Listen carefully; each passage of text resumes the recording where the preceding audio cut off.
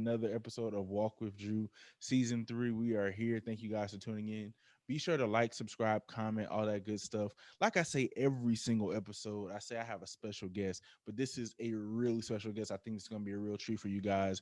We have Josh Wall in the building. Josh, how you doing today? I'm doing well, man. You putting a lot on it. Special gift, man. I don't know if I'm special. Yeah, man. What you are special, and what you're doing is special. Just to give you guys like Thank a bit you. of background, how I kind of came across Josh, how I kind of met him. Back in March, I want to say my church did a creative series, kind of highlighting like God is the creative, like God is a creative, and He has given creative gifts to men. And that month we got to be really different in our approach to the events and different things that we were doing. And the homie Dave Butler had said he had a homie named Josh who does these creative Bible study experiments. And I'm like, what's the creative Bible study experiment? What you talking about? And he's like, yeah, he does these creative Bible studies, and they're really interactive and so on and so forth. Check it out. And he sent me a link. I'm like, oh, yo, this is really like thought out. Like I see the pictures, the context within culture, all that stuff, and I got to check one out. And I'm like, yo, this is really interactive. And then he happened to be able to put one on for our church. And from the moment that Dave had sent me the information of about Josh, I started following him immediately. And I was like, okay, one day when I bring back season 3 of Walk with Drew, I was gonna get Josh on here. So this is how we kind of came across. So Josh, I'm glad you're here today. Yeah, thank you, man. I So, appreciate it. of course, man. So, if you could kind of just get into a little bit about who is Josh Wall. I know it's a broad Uh, question. so I guess more simply, I guess I'm a husband, I'm a father, um, I'm a son, a brother.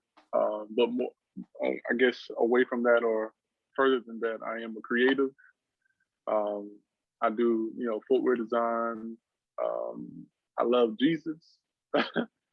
And I really like to kind of implement or kind of merge creativity and God, because I haven't seen a whole lot of that done other Hmm. than like, spoken word or, dance within the church. Right. So, yeah, that's a little bit about me. So we're already getting into it. You're mixing creativity and God. So can you kind of talk about where did like the creative Bible study experiment kind of come from? So it happened over the pandemic, like we were talking earlier. Like it happened over the pandemic. I've had this idea for had to be like 4 or 5 years before I actually Really? did it. Okay. Yeah, man. It's so I grew up in the church. In every church that I go to or have been to, it's um it's like the pastor is talking to the congregation, but Hmm. there's no congregation talking back to the pastor. Yeah. And it's like, especially with millennials and our age group, Right. we have questions and we Google and search those things, but I think that we should be talking about those things in church. And so I was going to Elevation Church, Hmm. and there's a term that they call. So I was working with the kids, and they have a term where they kind of say, "Hey, you need to transfer into big church." Talking about where the congregation is, where the adults are learning, listening to the pastor. Right. Um, and when they got into this big church, the kids were so bored. You know what I'm saying? They're not listening to the pastor. They're trying to find a way to get out. And so I saw that. I saw adults just listening to the pastor. And I was like, okay, can this be done a different way where we're teaching and preaching as well, but it's still interactive? It's still people doing things. It's movement. It's Right. music. It's, different things. Right. And so that's kind of where the idea came into be. I totally agree with that because, like, one thing I think I've started to see at my church, and one thing that we started implementing is what's called social sermons, and it's a real Yeah. unique idea. We never seen it before, where my pastor, we're all sitting in a circle and we're having a dialogue about like whatever it is on a Sunday morning. not on a Yeah, that's Wednesday dope. night, but on a Sunday morning, and we're talking about whatever the topic is. He's leading Yeah, it, of course, but everybody in the congregation has like an opportunity. And I remember hearing like yeah, individuals saying like, "Oh, I've never had an opportunity to be able to speak on a Sunday. Like right. usually the pastors just speak." So I definitely gravitate towards that because a lot of times people, we're sitting in the congregation, we're just all the time we're getting fed, but we don't really realize like, yo, like the individuals in the congregation are pretty smart too. So it kind of I rock with the fact that you're giving opportunities to individuals be able to speak up. Yeah, man. And if you look at like teachers in the actual like education system, it's been Mm-hmm. proven that learn by doing is more effective than just lecture. And Mm. so we should be, in my opinion, we should be applying that to the church, applying that to our way to reach people, I think. So that's another reason why I kind of wanted to do CBSE and see if it could work, see if people would come to it. And, yeah. So within so can you kind of paint a picture? Because I like what you just said, like education, learn by doing and not lecture. Hmm. What do you think if you just had an idea? What would you think that would look like on a Sunday morning on a consistent basis? What would that look like for you on a Sunday morning? So am I sitting in the congregation or am I leading it? Uh I would say both. So we can go both perspectives. So from a Okay. congregation perspective, what would you want to see? And but then from a teacher perspective, how would you like learn by doing? How would you learn by doing? Teach the people instead of lecturing the people. How would that look for you? So let's see. Let's see. I'm trying to think about other studies that I've done so I can Yeah. pull from that. Uh, but Take your I time. think, oh, thank you. I'm gonna need Yeah. it. I think so we just did a study on the church, and Hmm. so basically, looking at it from the perspective of like I've always heard where people were saying like, "Hey, I have my own relationship with God. Why should I go to church?" Right. And so we looked at that question, and what we did is I think that I think in church already there's videos played and things like that. But we use videos played and then we question it. So Hmm. we'll play. So we played a video done by Jude 3 Project, I think, Okay. I've heard of and them. they're talking about why they left the church. And then one of the young ladies was kind of like, "Yo, this is technically a church. We're talking among ourselves. We're an assembly of believers. We may believe different things, but this is a church." Hmm. And so I had the people that were on there basically question that, like, "Hey, is that true or is that false? Why is it true or Okay. false?" So I think that that's how you could do it in a church from Yeah. a leading perspective. Right. Like, let's question everything. Like that Yeah. pastor, like even my pastor, your pastor, they don't know everything. Right. I don't know everything, Right. but I think that we can come to a answer together. We can research together, and I think that Right. that would be more fruitful for us to take it from Sunday and actually still have that information, rather than we hear it and it just stops there. You know what Yeah. I'm saying? Yeah, people are definitely scared to ask questions. That's one thing, like in the last couple of years, like that was very beneficial for me in my faith. Like coming Yeah, out of like religion per se, coming out of religion and really just like coming into like believing in Jesus and the new covenant, things of that nature. That was a yeah, really thing for really like a really big thing for me, like questioning everything and people being scared.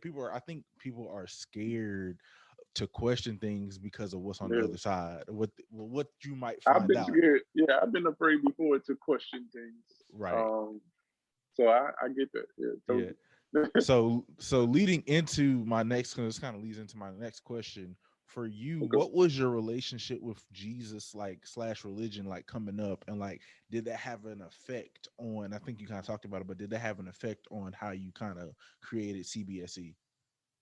Yeah. So I grew up in the church. So I've been Mm-hmm.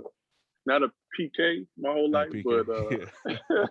Pew baby. uh, You was a pew baby right, for right. sure. Yeah. So I've been to church my whole life. As far as like my dad was a musician, so he was singing Mm. at one or two churches, We were Okay. at church 2 or 3 times a week. Yeah, that kind. Yeah. Yeah, the long church, not this Yeah. hour church that we Not got now, though. the 3-4 hour church. Yes, sir. Yes, sir. Yeah. So, I grew up in church, and so that definitely had an effect on why I started CBSC and Hmm. hearing conversations and having conversations. I'm sorry, with my mom and dad. My mom was brought up in a very traditional way of thinking about the Bible and church. Hmm. Um, and so just having those conversations, growing up in the church, seeing that whole pastor preaching to the congregation and there's no Yeah. dialogue. Um, I was just curious, what I'm saying? And So you then picked that up from an earlier especially age? no, no, no. Okay, by say, cause I'm No. like you inquisitive, cause I wasn't even paying attention. I was bored. Yeah, me too, me too, me too. I skipped that part. I was Yeah. bored. But I had things, so I was playing drums in the church. I had things Okay. that kept me there. Um, but it's just, throughout life experiences, I would say, yes, being born in the church, but throughout life experiences and then kind of thinking back to those experiences, I Hmm. think that that's what kind of led me to start CBSC and just to see what it could be, you know what I'm saying? See if people would rock with it. And if they Right. did, continue to do it. Right. So, could you kind of walk us through? You're getting ready to you want to do another Bible study. Can you kind of walk us through how like the creative process and like creating one of those? Because they're very interactive, they're very thought provoking, y'all. So I want to hear like the behind the scenes. Like, okay, do you like where does it start and then where does it end? Like, how do you put this whole thing together? So a lot of it comes from my personal study. Um, Okay. and some of it is done. So it just depends, man. So like my mind is always either thinking about how to embed a story in the Bible into a shoot. Mm-hmm. And so that'll We're gonna talk about that kind of spark. because I we gotta hear about that. I'm skipping stuff, my bad. But yeah, so it kind of starts from that process of me just kind of studying the Bible, looking at different things. I have books that my wife is like, you don't even read them. I tell her like, yo, I like to have them, so when I'm ready to, Right. look at the content, I got it. You know what I'm saying? Right. That's because I She, got mad books I have not read in my library right now. I got like 20 some books I have not read, but I keep buying them because it's just like one day I'm gonna flip that switch. I mean, I read some of them. Like I probably read 4 to 5 books a year, but I'm like yeah. I read some of them. But when that flip that switch flip, I'm gonna be there. I already have all the content I need right there. I get Yeah, man. See, man, I need to let you talk to my wife because she ain't listening to me. it. But but yeah, it'll start from there, and then how I go from there is basically um, I'll bring the topic to my team. So I have about 3 other people that I work with Okay. that I'll just kind of share my ideas, and they'll be like, I don't know about that, Josh, and Yeah. then we'll kind of discuss. And once we kind of come up with a topic, or if I choose a topic, then it's just all about kind of think about it from a creative place, thinking about how we can do this differently, but still staying true to the scriptures, where it's still interactive, we're still learning, and so on and so forth. So, like for example, praise and worship is most of the time somebody playing instruments, Hmm. and you're listening to it, and you kind of Right. worshiping God. So one time what we did was we turned on that same Christian music that you would be listening to at church, Right. and we asked the people to try to draw the music. And so in that you're listening to the music, you're concentrating and focusing on that while you're drawing.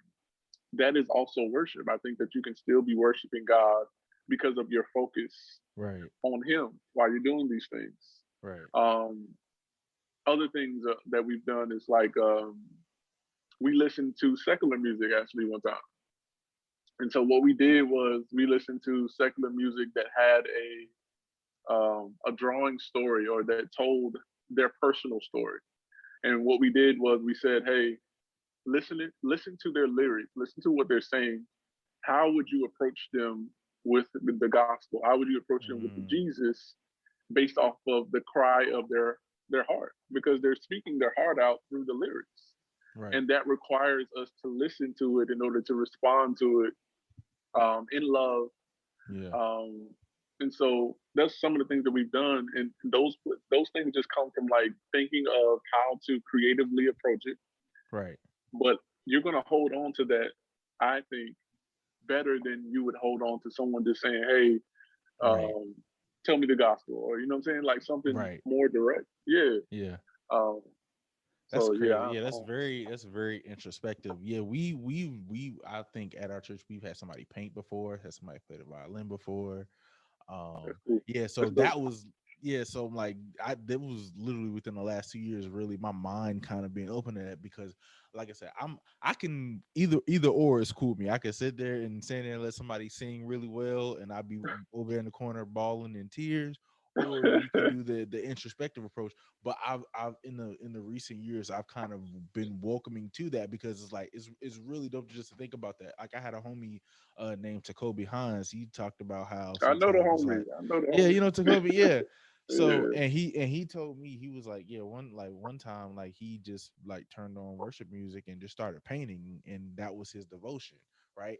But like a yeah, lot of times Christians we're just like oh no like it has to be like one way or the other, but it's just like if it however you know what I'm saying God speaks to you, you know, in whatever way sticks, that's most important. Like I could care less about okay telling me to read one scripture a day or two scriptures a day, and you know when I get yeah, up in the morning and pray and worship, you know, do the same thing. Like that's kind of not necessarily monotonous but kind of routine, but doing yeah, something that's interactive that it wakes your brain up that makes you think, I think that's very dope. So I love to hear that. I think more churches would be beneficial to that, but I think a lot of people are also scared at the same yeah. time to Very, do that yeah, because Christianity, like that worship sector, that's $1 million business.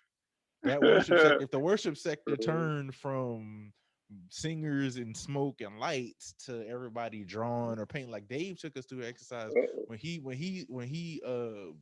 preached in back in March, when he spoke back in March, he took us through some exercise or whatever, and we did some prompt about drawing right, like drawing something within a circle, yeah, and the whole prompt, the whole objective of the prompt was to show you that you're creative just like I am. Like creativity isn't just to people who are like designers or artists or content creators, like everybody's a creative. So yeah, I think like that would wreck the system if people started doing that more. I definitely think like the worship system CCM would be out of business. yeah. I totally agree, man. And I agree with Dave doing that activity because Mm-hmm. if you host the characteristics of God, if you are made in the image of God, Mm-hmm. and those characteristics of God are in you, Right. then creativity is in there too, Right. because your God is a creator, Right. or He created. Um, Right. and then I think it's like you were saying, people are scared and those things. I get that too. I think that some people. So when I was first starting this, also, I wanted to learn about the order of worship and why we do things in the order we do it. So some people do it in different orders, but most of the time there's a prayer, there's Mm-hmm. worship, yeah. And so we get that from like Acts 2:42, I believe, and then First Corinthians 12 or 13. I could be wrong, Mm-hmm. but once I saw that that's the order of worship, I don't know that there is a. I could be wrong, but I don't know that there is a lockdown like this is what it is. Right. It just says this is the order. Right. So why can't we do these different approaches to it that Right. still go within this order to give you your tradition, but to Mm-hmm. kind of go without or outside of that tradition to do something Right. that will actually Right. capture people. Yeah. So And it makes me think about that scripture. I don't know which one in the Gospels is, but it talks about how your tradition makes the word of God of no effect. And how a lot of mm, times people are not experiencing God because they're holding on to their tradition within their church culture. So mm. that makes a lot of sense. So if you could kind of talk about what's the future with CBSE, what's your long term goal? My long term goal. We just had this conversation with my team actually.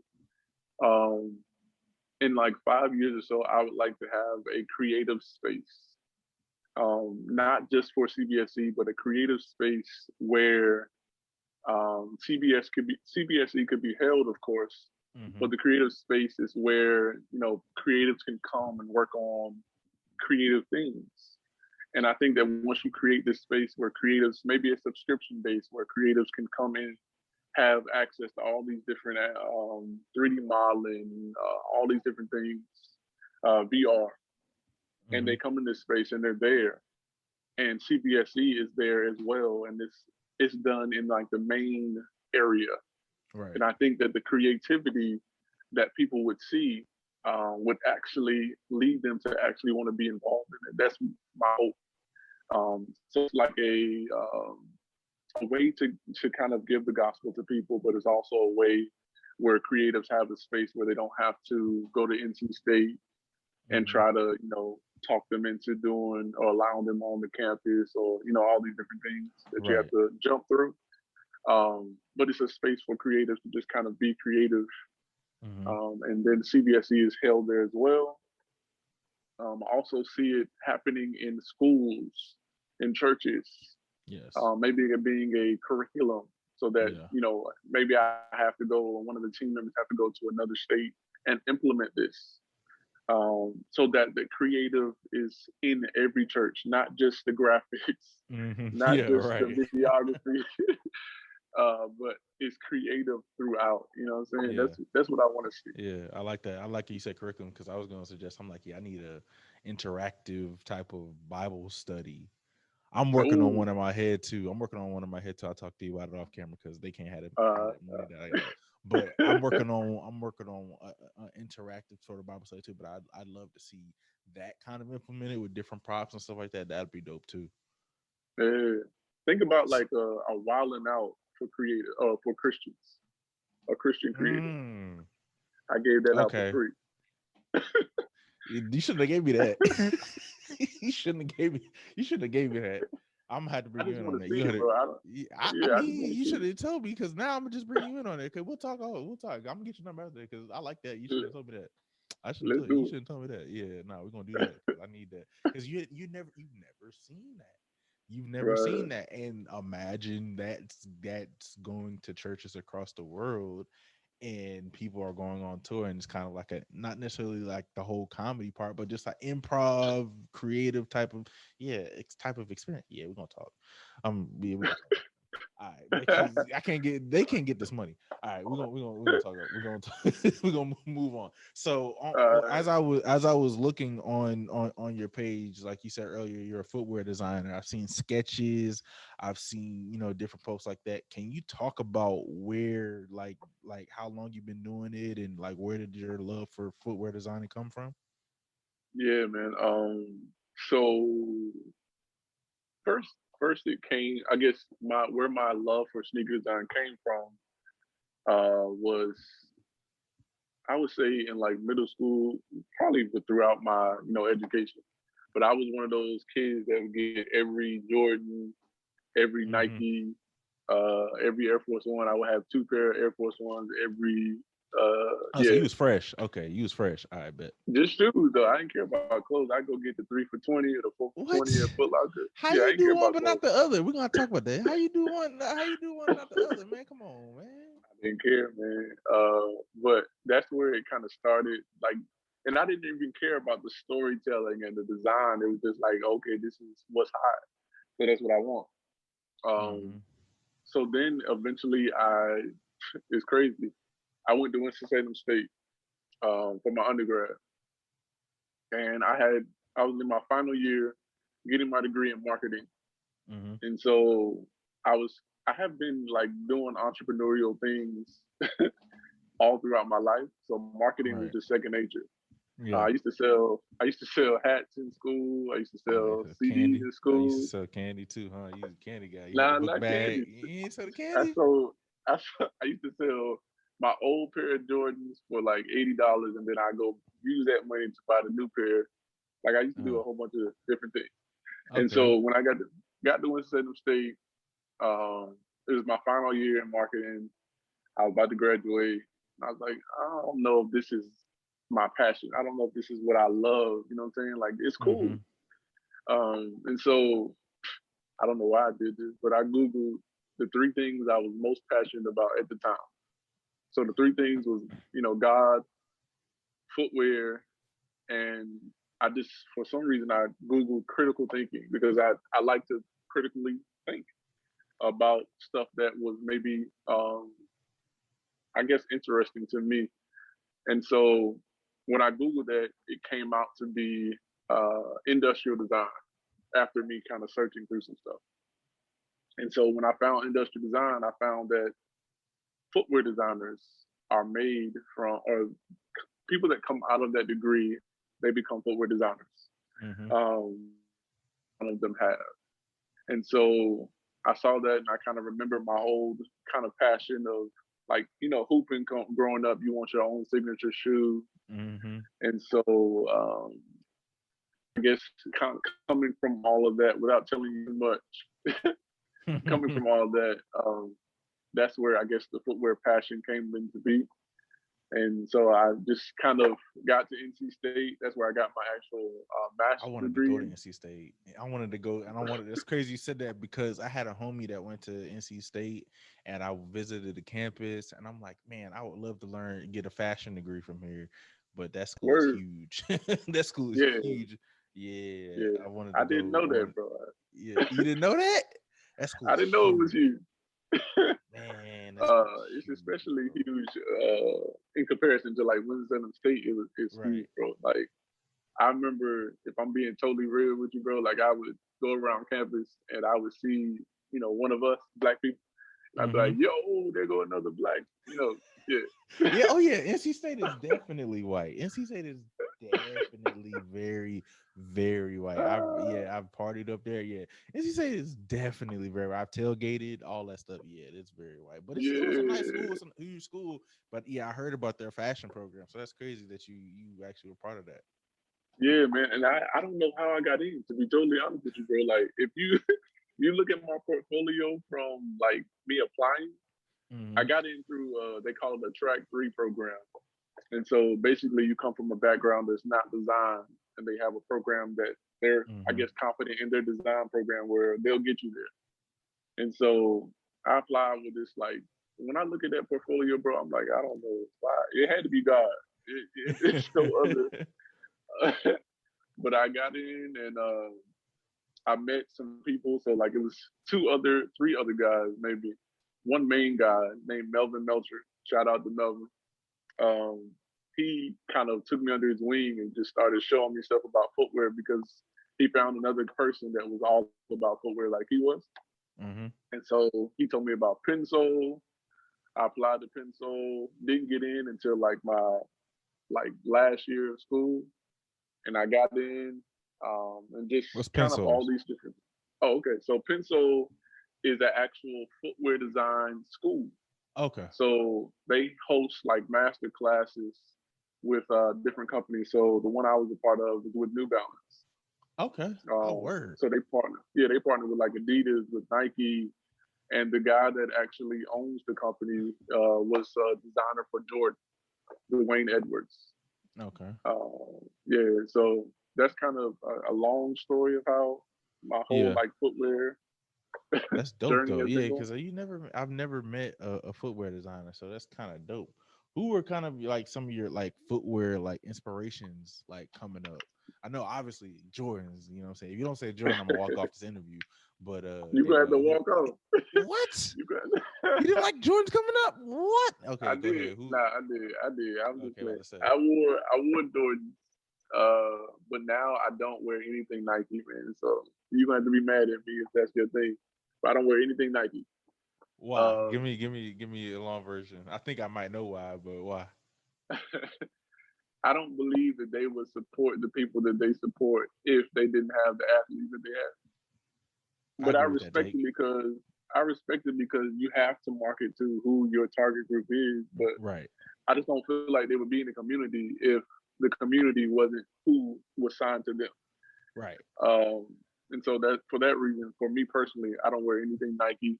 And I feel like any company Basically, that's to wouldn't. say pretty much every Yeah, single one of those designers, because Nike ain't the only right, one, but yeah.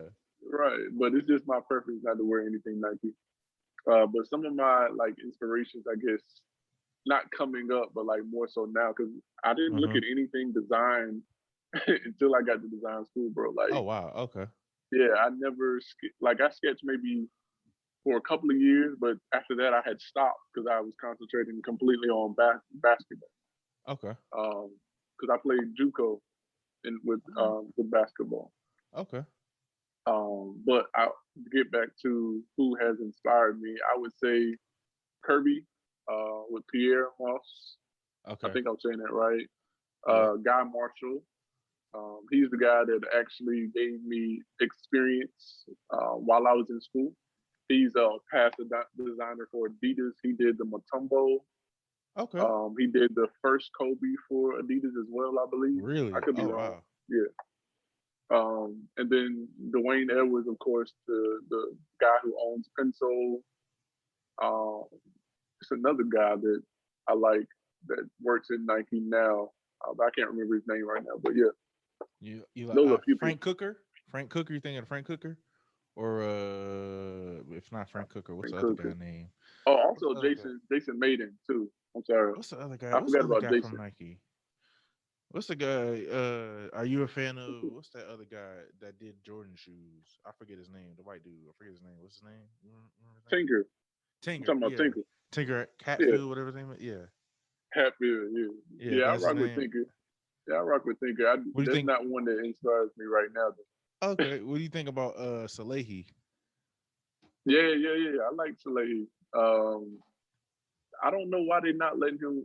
I know Anta let him do his own silhouette, but it's like the other companies are just letting him do graphic plays.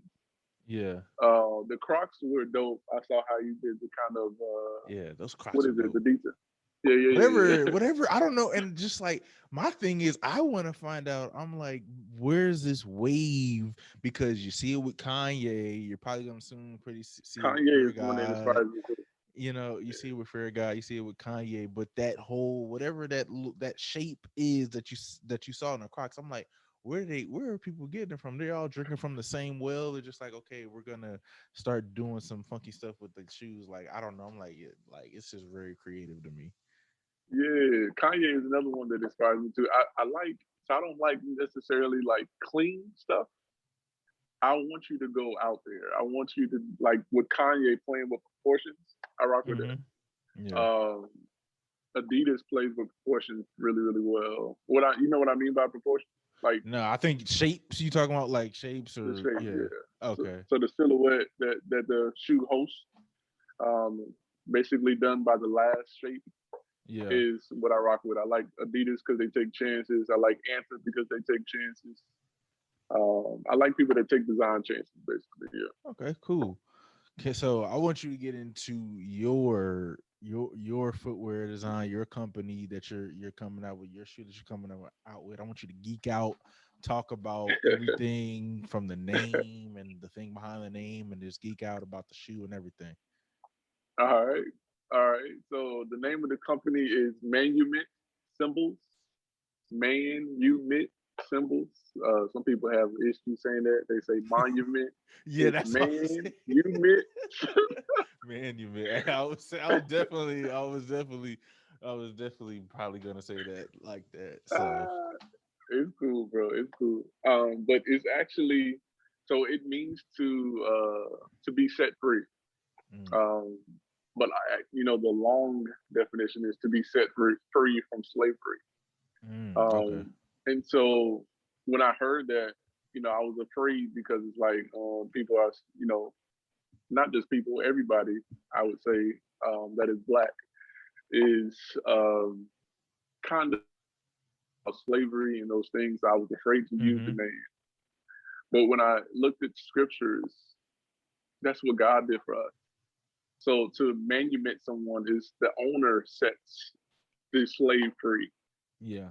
And so if God is our master and he set us free from slavery to sin, slavery, set us free from death, I thought that that name was perfect in what I was trying to say. Like I was all about like when I was sketching up names, it was all about freedom, set free, and going through all these different things. I think at one point it was like transparent symbols, and I was like, yo, that's too long. It can't be So that. is the word manumit Greek or Latin, or like where's like, or is that just like an English word? Manumit's like a, I could go in dictionary and see manumit because I Yeah, never you can go in the really, dictionary and find it. Yeah, really. and I would Okay, I would I would challenge you to look at manumission actually. okay. Also, but manumit is the word, and so manument to set free, to set free from slavery, and then symbols is just a depiction of humans as instruments. So Oh, it says in scripture that if I think something around the words of like without love you would be a clanging cymbal, I believe you. I So think I that know what means if you're we talking about. do Yeah. have love, then we're not a clanging cymbal. And so that's kind of where I was like, okay, yeah, let's use the cymbal as well as I used to be a drummer, like I said before. Right. So it just naturally kind of came to Okay. be where monument symbols. So Um, where did you get the word like did you like monument's a like out there word. I ain't never heard or used that word. So like did the Holy Spirit kind of uh, give that to you, or like where did you find it, or did you just start typing in to be set free and then that word kind of matched with it? I think I was looking at, so at one point I wanted to do free people, Okay. but there's a brand called Free Something, or no, not. I wanted to do Free Instruments is what I wanted to be the name of the brand, but I thought Mm, Instruments was too long, and I thought Free People was already a brand name, so I was like, I didn't want it to be um, kind of missed, and so what I was doing, I think, was kind of just looking at names or looking at synonyms of freedom, and I want to say that manument is a synonym of freedom oh, okay. or free. And so that's kind of how it came to be. But I'm sure the Holy Spirit let that be Yeah. a word that came to be because my mom was like, she thought I made that name. She thought I made the word up. I was like, Don't you did too? For a second, I was like, okay, I ain't never, you know what I'm saying? Because I'm inspired by people who think outside of the box, because that's yeah, how I try to creatively, or where I creatively want to be. I want to be around individuals and I want to create things that people are like, wow, like that's like ingenious in thinking about that and doing that, because nobody is going to think about that, and then you making it your own and giving life to it is really dope. yeah. Thank you, man. I appreciate it. But yeah, my mom thought it was my dad too. They were like, "You made this word up?" I was like, "No, look it up. It's a word." And so they looked it up and they're like, "Oh, okay, now I like it better." And I was like, Yeah. "Okay, cool." But yeah, I think it's a synonym of free or freedom. Okay. I don't know. I haven't looked it up in a while, but yeah. Okay. So But, talk about oh, the okay. shoe. Yeah. So I want to. Do you have? Because you said you might have the shoe here. Can we get an unboxing? uh, If perhaps I didn't bring the shoe because the shoe is not here. The the final shoe's not shoe here. has not Okay. come in yet. Okay. But if they want to see the shoe box is actually on my Instagram already. Yeah, I saw that. Um, It was hard. yeah, yeah. So it's actually an anime depiction of the story of Stephen, done Okay. by uh, done by the homie Eric Flacco. He's on Instagram if you want to see his Yeah. work. Yep. I He's dope. heard I think did he do some of Byron Jawan's artwork or something? I feel I I think think so, so. He because did Big I follow Sean. him. Yeah, yeah. Yeah, I've seen him do a couple people's artwork. So when I saw it, I was like, I know that cat. I couldn't figure out. I don't know if it was from Byron Jawan or from somebody. I couldn't figure it out. yeah. He did Big Sean stuff. That song was crazy. And Okay. I think Travis Scott one as well. Um, excuse me. But yeah, if they want to see the shoebox, that's on Instagram now. And then I'll be sharing more of kind of like the broken down kind of story of the Mm-hmm. anime. Uh, but yeah, man, the shoe is based off the story of Steven. Mm-hmm. And man, I wanted to do Adam and Eve, but I really, really felt prompted to do Steven for some reason, bro. And it's like when I looked on YouTube, not too many people are talking about Stephen. Right. Right. Um, and so I was like, is this what you want? You know what I'm saying? Is this what you want me to do? Right. Am I doing what, you know what I'm saying? So I was questioning all throughout this process. But the story of Stephen, if I can go into it a little bit, Yeah, of course. and then that will kind of bring out the details of the shoe. But if we look at, Act 6, so Act 6, it kind of tells you about some Greek speaking Jews, basically the Hellenists, um, basically saying that their widows ain't being treated right. And so in that, I guess the disciples, or I believe it was the disciples, they were kind of like, okay, we can't step away from the word because that's what we Right. need to do. So Let's split let's it up. appoint some people. Yeah, let's appoint Right. some people. And they had to know these people before they appointed them, because they knew who they were, because they're descriptive about Stephen, a man that's full of faith and the Spirit. Mm-hmm. And so Stephen is the first guy that they picked, or that's the order that we see. And if you look at Stephen's name, Stephen means crown. Mm. Actually, further than that, it means crowned victor, if I'm not mistaken. And so if you look at the tongue of the shoe that you'll see in a month or so, depending on when they send me my shoe, um, there'll be a logo of a crown of thorns on the tongue of the Mm. shoe. But the crown of thorns looks like a actual royal crown from far away. But as you get closer, you'll see the thorns in the logo. Oh wow. That's because so if you go throughout the story of Stephen, there's so much parallel, like so many things that are just like the story of Jesus. And so Stephen was chosen to serve. Jesus said, "I came not to what is it? What is it? I don't want to get it wrong. Basically, he Came not came to serve. not to be served, Came but not. to serve. Yeah, yeah. Came out to yeah. Correct, correct, correct. So we see that parallel right away. Then further into the story, you see like they lied on Stephen. They were like, "Yo, he's saying that this Jesus is coming to replace the law of Moses." Basically, the same thing that Jesus went through. They lied on Jesus and said that he was doing all this blasphemy and all this kind of stuff. Um, Also, if you go to like the end of Stephen's story, you see that he said, "Forgive them, for they Right. know not what they've done." I think that's what Jesus said, but Mm. Stephen said Right. something similar. So you see those parallels all throughout the story. Right. And so I thought the logo was very fitting to kind of show you this parallel between Stephen and Jesus. It's no contest between Jesus and Stephen, but you see a parallel.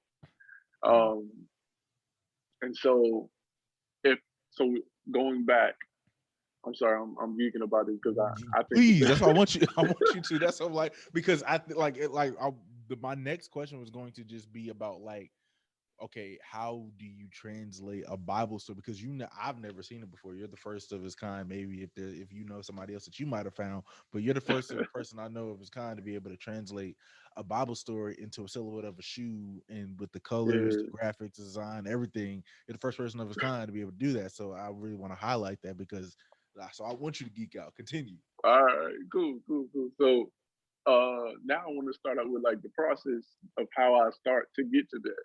Yeah. But okay, I think within this you'll see kind of my process. But to go back, we so Stephen was chosen to serve, and so I was thinking about that statement, chosen to serve, and so I wanted to look back into history with the master slave relationship Mm-hmm. because manumission, I've already told you kind of the background of that Right. word. And so I wanted to look at that relationship between the slave and the slave owner. And so back in the day, the slave owner would hand me down their like clothes to the slave in order for them to be clothed. Like they weren't wearing the nice stuff. Of Mm-hmm. course, they were wearing like hand me downs from the slave master.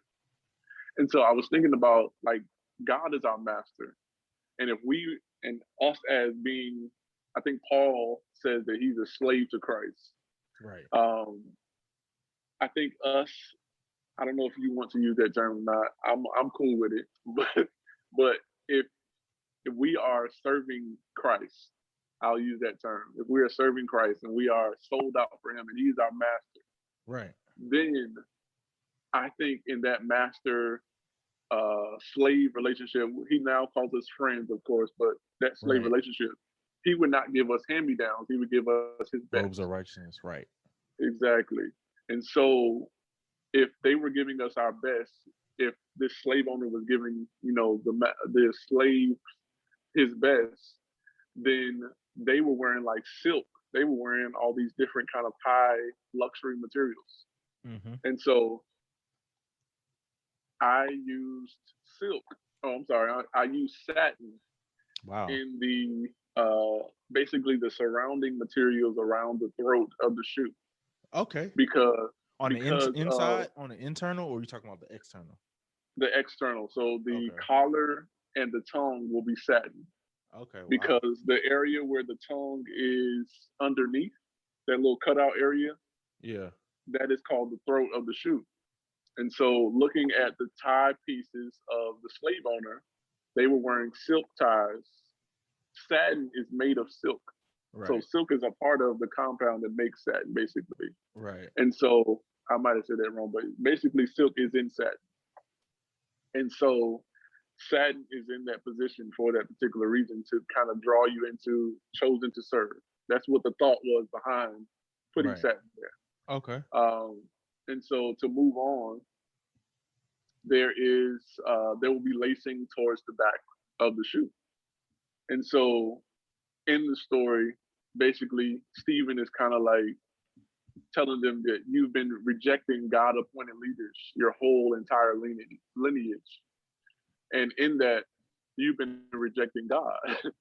And so basically, Stephen is kind of calling them out on their tradition.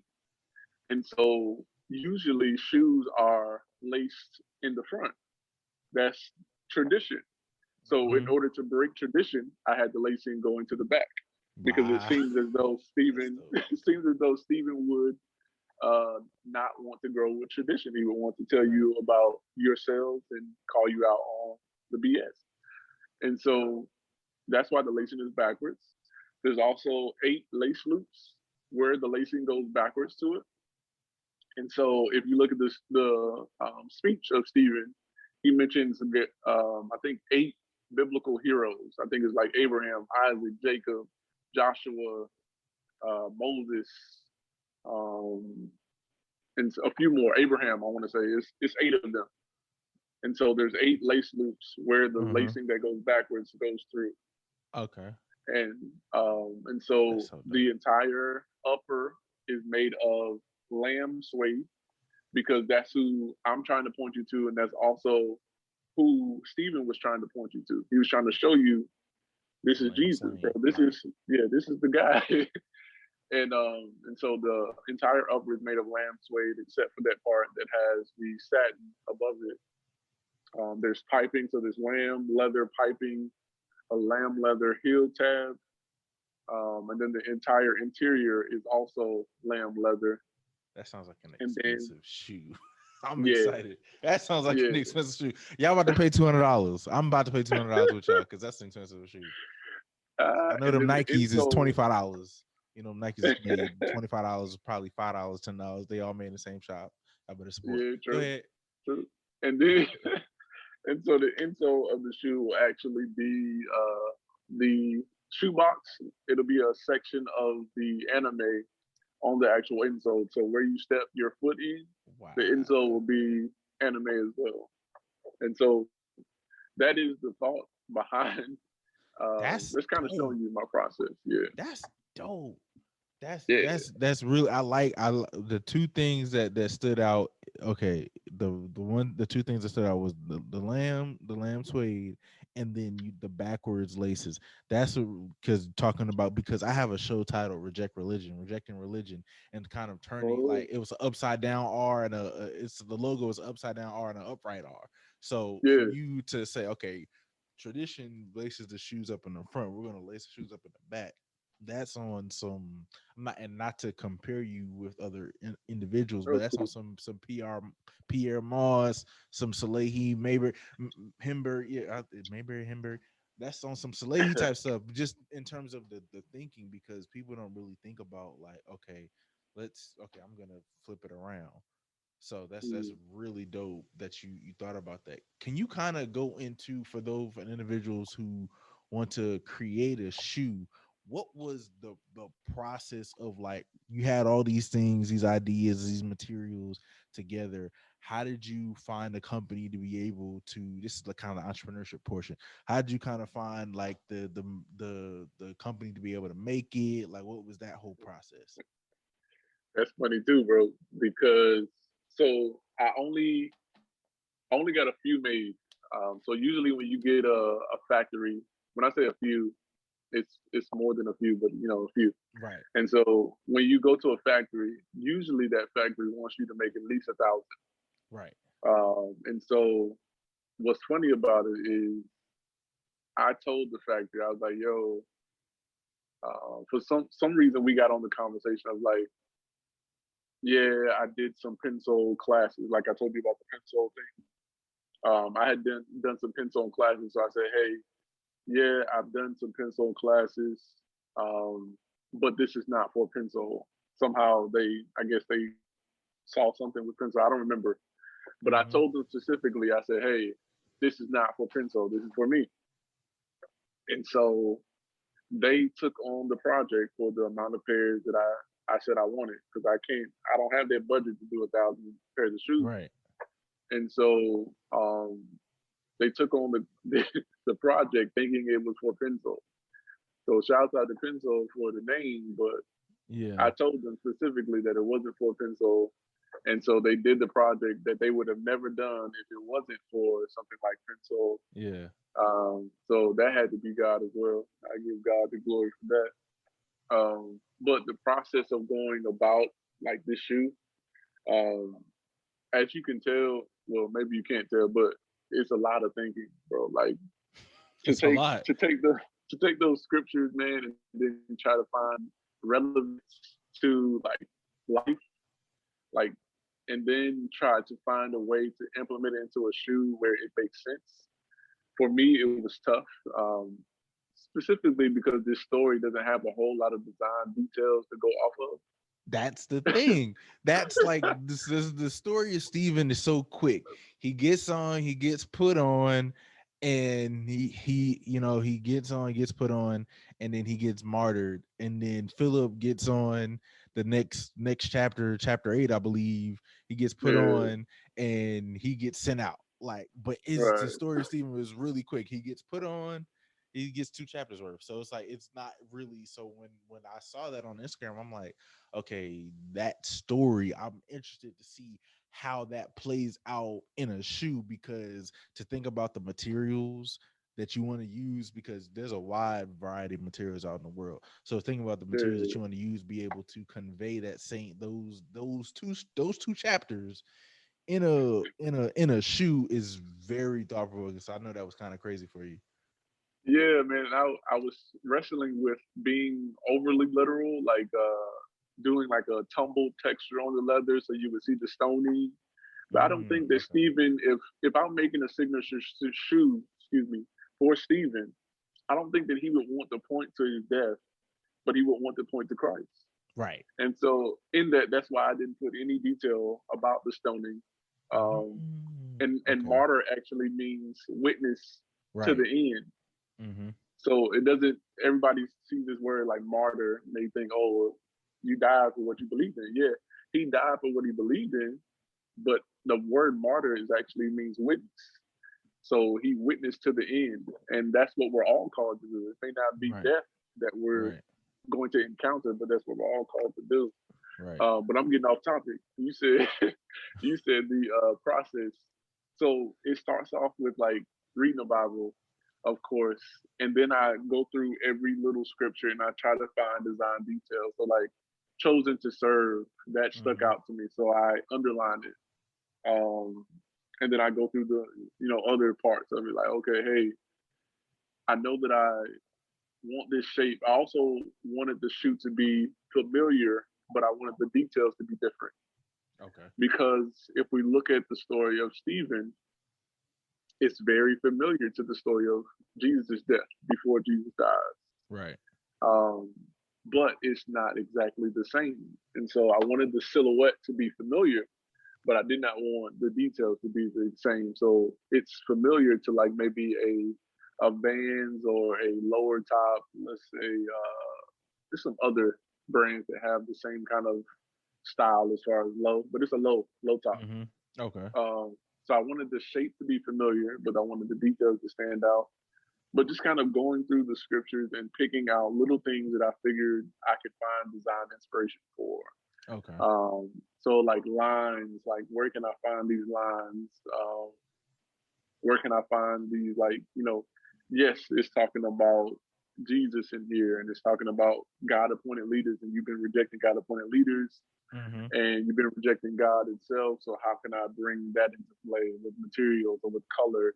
Right. The story of Martyr is a dark story. So Right. uh, if I want to go dark with the colors, how do I bring that darkness out where it doesn't look so dark where the people are like, oh, it's just that shoe. You know what I'm saying? It's just Mm-hmm. one color. There's no Right. different materials. Yeah. Um, so that's kind So of the were you process. were you working with an actual shoe on chance, or was this all just digital on your iPad, like sketching away, and you send everything to the designer? I also want to not designer, the manufacturer. I also want to know, like what was that process of finding a manufacturer, like to break that down for the people as well. Okay. Okay. So first question, it was mostly digital as Okay. far as like sketching. And then Okay. you do the line work, and the line work is what you usually send. It's called a tech pack, but you usually send a tech pack to the Okay. factory to make. And so then for me personally, I wanted to see what the shape would look like. So I took an old band shoe, I taped it up, and Okay. then I sketched my lines on there to see how it might look in that band's like low top shape. Okay. It's not the exact shape that I used on my shoe, but it was close. So I wanted to see it in person. And so I taped it up, sketched on there, looked at it, shifted some lines, and then I go back to the digital, switch those lines, and then I send it to the actual factory. The way you kind of go about finding the factory, there's different websites. I don't know them off the top of my head right now, but usually you go to certain websites where factories are mentioned. So Alibaba is one you could find. I didn't want to go on Alibaba in the there was one that's specifically for like ones that make footwear. Okay. And then you can look on Instagram. A lot of people are showcasing their factories on Instagram where they'll tell you the country. And so if you find a country, then you can probably look up the country and look up footwear design companies or manufacturers um, based off of their country and find out kind of where the factory is. Okay. Um, my next shoe, hopefully, I can make it in the U.S. because I don't want to work with overseas anymore. Yeah, so overseas is a process. It's definitely inexpensive, but overseas is a process. I Man, that definitely, shipping cost is not inexpensive, boy. It is expensive. The shipping cost, bro. yeah, So shipping costs, right? That's to say the yeah, shipping, but the shoe is so okay. Yeah, I can do that. You know what I'm saying? But the yeah. shipping, yeah, it's shipping. Yeah, it's crazy. I know it's crazy. Yeah, so that's crazy. Yeah, I wanted to hear that just because, like, I know I have a homegirl who's created a budget binder in the past, and she got it shipped from like, but that's like a physical product that she designed and just working with manufacturers, and just wanted to give that insight just for the people watching, just like, okay, because coming from where we come from, coming from the backgrounds that we come from, you don't really see that often. And our brains don't Yeah. stretch to thinking like, yo, I could be a footwear designer. I could do that because like those type of things, you just think, okay, that's just for the Nikes, that's just for this. You don't think that's for you. Same thing with writing books. A lot of people are like, oh, I can never write a book. The barriers to entry are way too high. But I'm like, yo, like for me, when I wrote my first one, it was like, oh my gosh. But I actually had a mentor who wrote like several, so I could see the self-publishing website, and you go here and you sent that, and that was all in that's all in the USA. But at the same time, like when you think about things like books, you think about things like clothing outside of t-shirts, think about uh, jeans and you think about shoes, a lot of people, especially black people, are discouraged from making those type of materials because I didn't grow up with no silver spoon. I don't know. My dad doesn't have the money to be able to say, "Oh yeah, that guy over here knows this, and we'll get it for you, 1,000 pairs." Cool. We kind of have to go. Like you're saying, a lot of black people kind of have to, go a little bit deeper in finding that. So like a lot of people would get discouraged. Like, okay, I would never make a shoe because X, Y, Z. But it's just like for you to have the mental fortitude and the willingness to be able to say, okay, this is my dream, this is what I'm going to do, this is my goal, this is how we're going to start it, is very like commendable because like I said, you don't see in that realm, you don't see that yeah. many people saying, okay, I'm going to create a shoe. You just see people saying, okay, I'm going to stick with what we have out here. We don't really think, okay, there's this factory, there's that factory. So I think that's really commendable. Thank you, man. Thank you. And to touch on what you were saying, I had no idea I could be a footwear designer, bro. Um, like even before I came to NC State and met Melvin, I had no idea that I could be a footwear designer until I looked it up on Google and did those three, words in Google Mm-hmm. search. I Yeah. had no idea that that was a possibility, bro. And now being a footwear designer and and what I'm doing now, it's I now I see like it's so it's not that many people that do it. Like even in this Mhm. area, whenever I say I'm a footwear designer, they're like, "What? Say that again? Yeah. Right. I'm a footwear designer." Because people, we uh, put it off. We yeah, put it physically off of like that's out of bounds. Like we literally, and that's what's like it goes like the outside of box thinking because we want the jobs that are already been created for us. We don't want the jobs that we can kind of create for ourselves, and not necessarily just be an entrepreneur, but like the fields. The fields that there's a cap in United States, in the world, there's a, I don't know where it's coming from, but there's a cap in terms of the job fields. You only yeah, hear about doctors, lawyers, etc., or marketing that's within the last 15 10 15 years, but true. marketing, media, etc., you only hear, like the few, what I'm saying, we only participate in what's already given to us. We don't go out Mm, and say, what about that sector? I don't know how to like making plates. I want to make designer plates. Like who wants to like that plates are just given to us. Why you want to make a plate? No, I want to make designer plates. Let's go and I want to make designer plates. We don't really think about creating that opportunity for us. So it's really dope. true. Yeah, designer plates too. I'm looking for them. If y'all make them, let me know. I don't know where that came from. It was just like a designer, but just like it's just in thinking in general, like when it comes to like just different stuff. So I think that's dope. Were there any type of excitement? Talk about the excitement slash like the fears in terms of creating the shoe.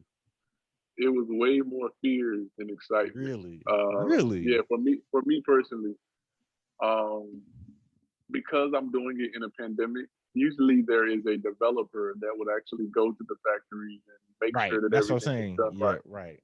Yeah, so I didn't have that. Mm-hmm. So we had the Zoom conference or Zoom chat or whatever every time we talked about like, this isn't right, this isn't right, this isn't right, this is right, but it needs to be adjusted. We were doing that through Zoom, and it was one time I remember like I saw the shoe and I was like, "Nah, that's completely wrong." And he was like, "Let me send it to you." I was like, "Why you gonna send it to me? It's wrong." And he sent it to me, and I was like, it was almost right. And I was like, I was like, dang, okay. So I need to see them in person. I need to be there. And so it made me uh, even like to be so more so appreciative of having a developer. When you have a developer, I think it is so much easier. But it was fearful for me. One, because it's like, am I doing this in a way that is bringing across the scriptures well, Mm-hmm. without it having a cross, without it having scriptures on the actual shoe? Yeah. Are people going to be able to actually see the idea and actually be like, okay, I'll rock with it without actually seeing it? You know what I'm saying? Like, unless you go and see the details, unless I'm able to talk to you and be like, yo, this is why I did this is why I did that, you have no idea what the story is about the shoe. Right. Um, just like with any other brand, they don't share the story, but there's a story for every shoe. Right. Um, Most of the time, and that was a scary aspect of it. Like, are people going to actually see the idea, see the thinking in the story, or see the Right. thinking in the shoe?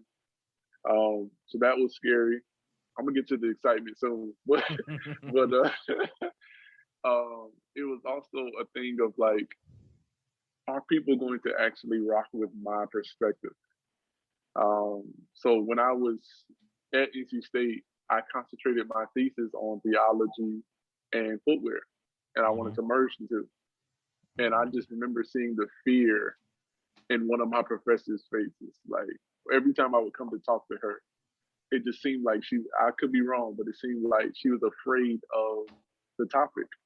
Right. So the topic was, see if fashion can bring about um, a barrier break in order to have a conversation with two opposing religions or faiths. So can fashion be the middleman for this conversation to happen without people getting mad and upset or whatever? Hmm.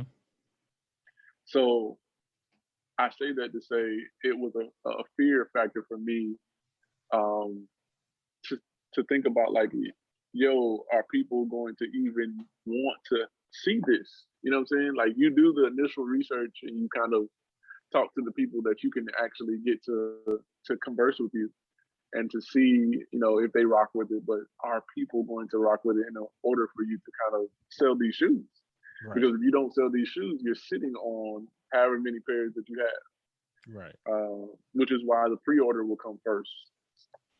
Shameless plug, but yeah, Of the course. Of pre-order will course. come first. I was gonna ask you about the Yeah. marketing and everything too, because I'm like, if you need some hands of that, I definitely want to be a part. If you need some help Okay. marketing or like shooting something or whatever, I would love Yeah. to be a Yeah. part We of need to talk. whatever I We need to need. talk off Yeah. of Yeah. the. Right. Yeah. So we gonna chat.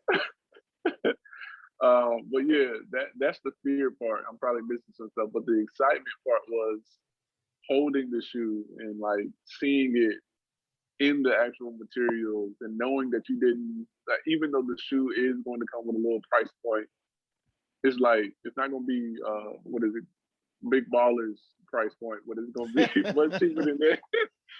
uh, but it's going to come with a little bit of price point, and just kind of knowing that I didn't like say, hey, I'm going to cut these things because of price.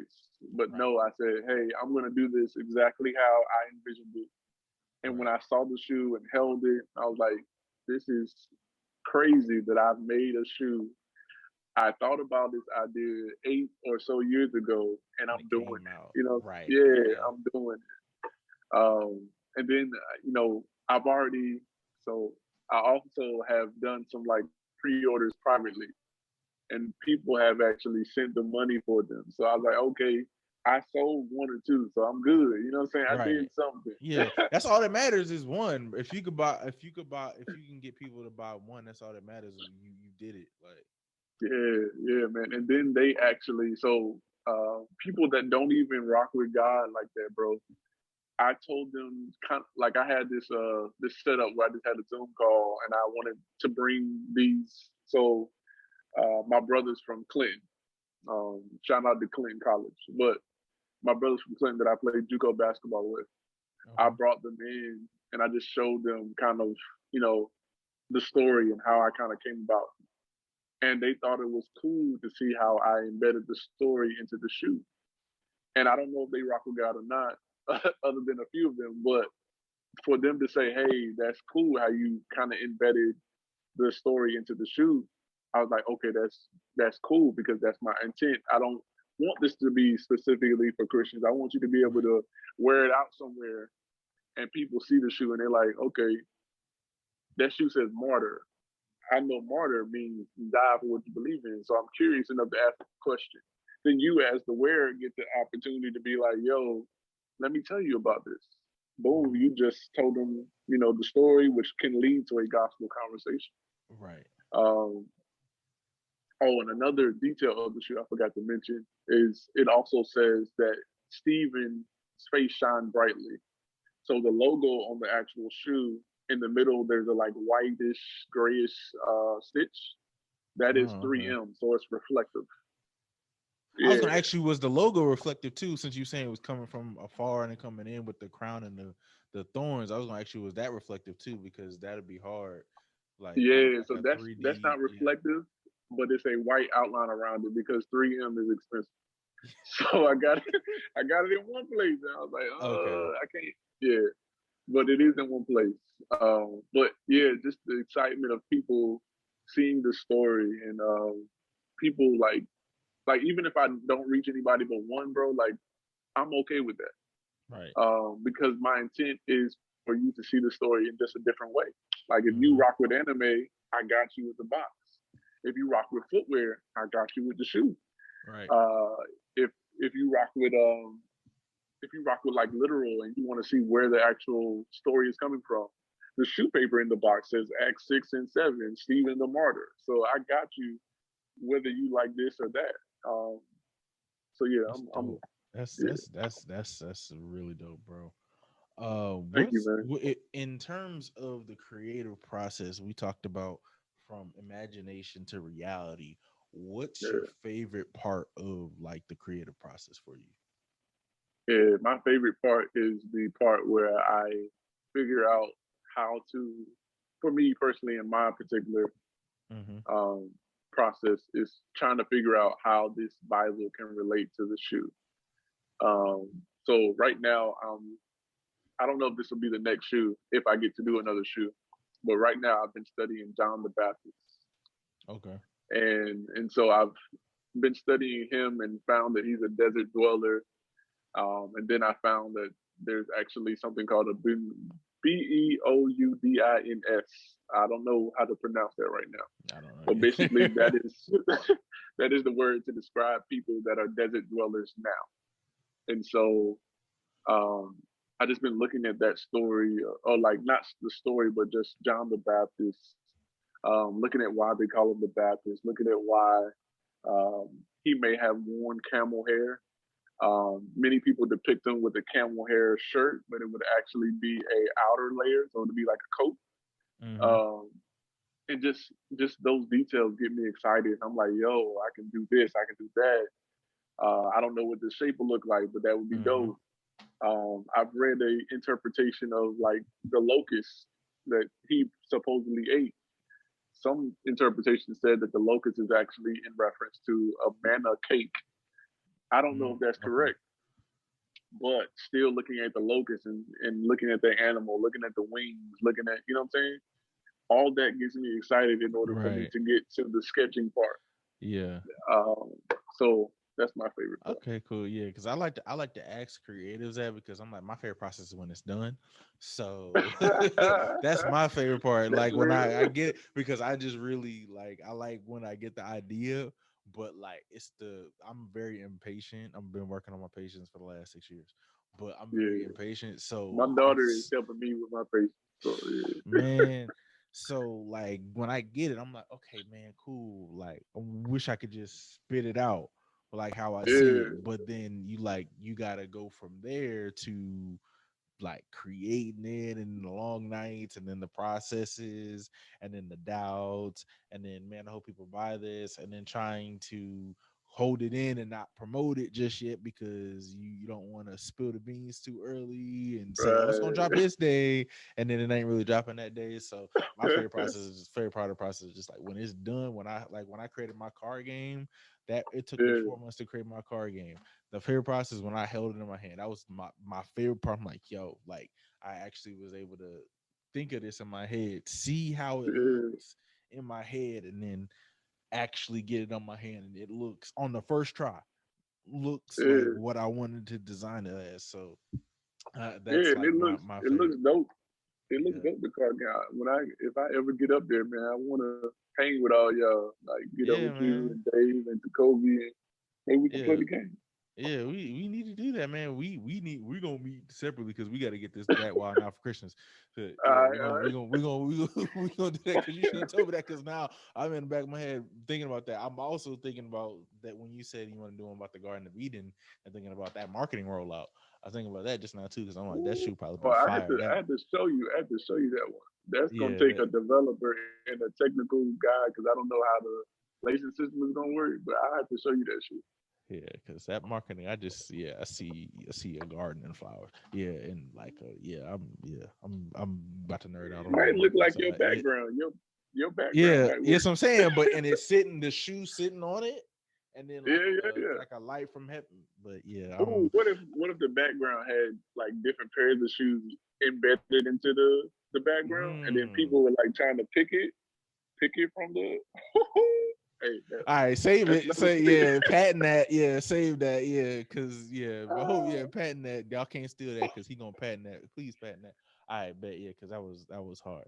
So last question I have for you is like, what are your plans? So with the shoe and with the creative Bible study experiment, what are your plans for the rest of the year? so for creative Bible study experiment is to continue to do it. Right now, we're doing it monthly. Okay. With this new Delta variant out, we tried it in person last. So our yearly one, we tried it in person. That was received well. Mm-hmm. Um, but I think with this Delta variant, I think we're going to go back to Zoom. Um, and especially, we don't have like a consistent home. So Okay. what we did was I got a good connection with the NC State people up here. And Mm-hmm. so I was like, "Yo, can I get a room?" And he was like, "Yeah, I can work it out for you." So that's how that came to be. Um, but I think that we're going to just continue to do it on Zoom. Our next one will be August 26th, I believe. That's a Thursday at 7 p.m. And it's going to be the same topic, just part two of it. So I have my own relationship with God. Why should I go to church? Part two. Mm-hmm. Okay. Cool. And for monument symbols, rolling this shoe out, man. Like doing the pre-order, I think that's going to happen in September, either late August or September. Whenever they send me the final shoe, then you'll see a little bit more marketing happening on both Facebook and Instagram. Okay. Um, the Instagram is at Manument Symbols, so MANUMIT Symbols CYMBALS. As soon as you put in Manument, my name will pop up. You don't see nobody else with that. Yes, I'm saying you got that. I know you got that by yourself.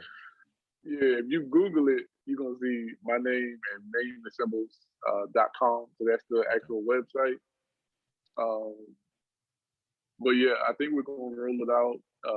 I think there also is going to be like not. I think I know it is. It's going to be a Kickstarter, and Okay. so the pre-order will happen probably the same time as the Kickstarter. Maybe I'll do the pre-order first privately, and then I'll do the Kickstarter publicly, and that'll be another pre-order. Okay.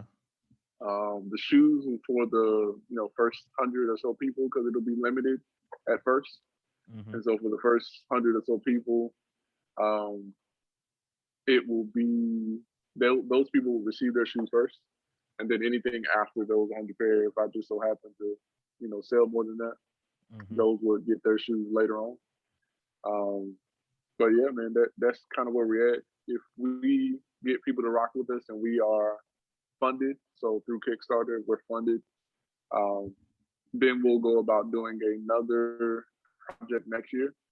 I don't want to be Okay. one of those companies that comes out with a shoe like every month. Yeah. I don't think Right. that Of course. that's yeah, I don't think that's the aim for it. But the next one will either be, as of right now, I could be wrong, but it's either going to be a gospel collection where I would do three pairs um, in one, Okay. or I'm thinking it will probably be either like John the Baptist or something like that. Don't Okay. hold me to those, but that's what I think. Okay. I love that idea. I definitely can't wait to support that. So Thank you, sir. you guys heard it here first, man. I don't think you guys ever got an interview like this before or heard an interview like this before in terms of the creativity and meshing God and shoes together. I hope you guys enjoyed that. Josh, if you would, I think you shouted out the shoes Instagram, your company's Instagram. You mind shouting out yours real quick so people can follow you if they Yeah, want to? yeah. It is at Josh, so that and then underscore Manument Symbols. So MANUMITCYMBALS.